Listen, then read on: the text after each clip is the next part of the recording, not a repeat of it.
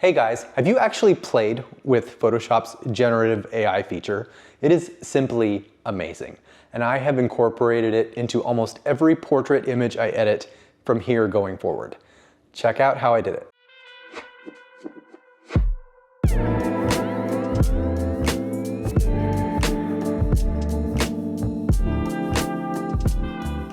So hey guys, so I'm going to show you part of my workflow as I worked on this image, and I'm going to show you how I tried to crop it. So I opened up the image. I tried to go for a 4:5 crop because that's usually what social media likes, 8:10, 4:5. So what did I do first? So first I made sure that this was set to background, and I actually tried to crop in. So to do that, I dragged the image because I obviously don't want to cut off her head. So I went right about there. So let's see how that looks. I'm not the biggest fan of this image because I feel like we're cropping in a little bit too much. You might like it. I didn't tend to like this crop.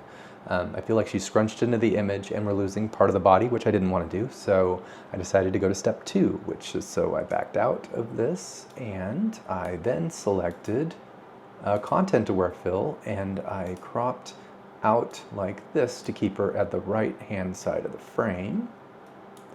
So I went about there. And then I clicked enter to see how that was going to look. So I don't like this crop either. I feel like she's too far to the right. I wanted her to be in the center of the frame for this particular image. Sometimes it works. In this case, for me, I just didn't like this look. You might like this look. I didn't, so I decided to move to step 3.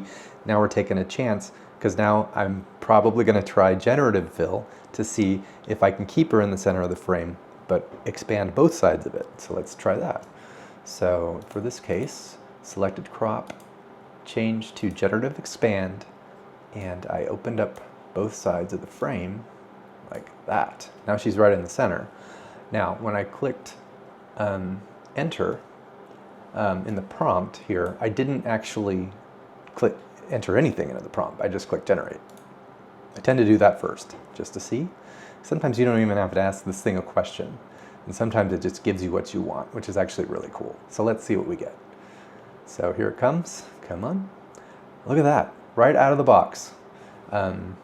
It recreated the arm on the right. Now we have 3 options over here. I always go through each one to see which one looks the best. So that's option 1. Option 2 I do not like. Option 3, maybe option 3. So go back between option 1 and option 3. So option 3 might be a little bit better than option 1 in this case. No, actually I think I like option 1, and I'm going to work with that. So a couple other things that I would do in this image. So I would basically say I like that one. And now we have a full crop. Now, one of the other things that I would do in this case, so let's go back to layers. So now we have that. We're good, we're good. So there we go.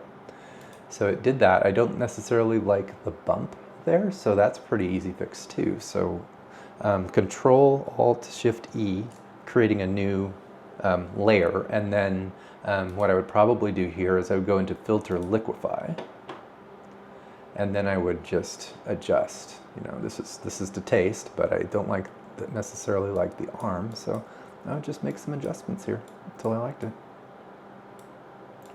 You know, I don't necessarily like that. So you know, this is all trial and error here, but you know, we're getting closer to an arm that looks somewhat real. So yeah, so it's pretty much that easy to do. It's just 2 little steps, and now we've extended the frame and we've recreated the arm. One of the things that I noticed also with this particular approach, especially in studio, so if I zoom in, you're also going to have to, if it matters to you, you're going to have to clean some of this stuff on the side. So it's a little bit rougher on the side than it is there, but these things are easy to fix in post. Just some creative ways to do that. So one of the secrets that I do when I want to clean this stuff up, and this is kind of a bonus, I usually go into here, I select curves, and I usually bump the curves up, right? Because then you can really start seeing it, right? See that there's like this transition line. Now in this particular image, I found it easiest to use the patch tool. Where is it? So I used the patch tool, and basically what I started doing is I started grabbing these areas. Actually, no, let's make sure we're actually on the image and just pulling them. Look at that. Now that stuff's starting to go away. It's looking good. And it only took me a couple minutes to do this. you know, start pulling away. This is my anal retentive side right here, by the way. Some people, like your clients, may not find this to be a problem, especially if the way you edit it at the end. You know, I usually try to create shadows on the side anyway, so this is probably not even going to be noticeable. But for pixel peepers, you know, definitely might want to clean this stuff up. So you just got to get really close to this arm, like that, clean it up, right? So it's just, you know, it's just a matter of in these little areas, you just got to work on them a little bit. I'll tell you what, it's a lot easier than building the arm yourself, right? So let's zoom back out, turn off the curves. There it is. It's that easy. What did that take me? It took me a couple minutes, and I was filming a video for you guys. Power of generative AI. So anyway, I just want to thank everybody that has subscribed to my channel. I'm almost up to 200 subscribers, and I need you to subscribe to get me to 200. And hey guys, I just want to wish you all a happy Halloween. I'm hoping to get another video out next week. I don't know if it's going to be Halloween related or something fun. I also have some other cool ideas that I'm planning on doing. But like I said, help me get to 200 subscribers so I can keep pumping out this content, and we're going to be on this journey together. Thank you very much. Derek Giovanni signing out.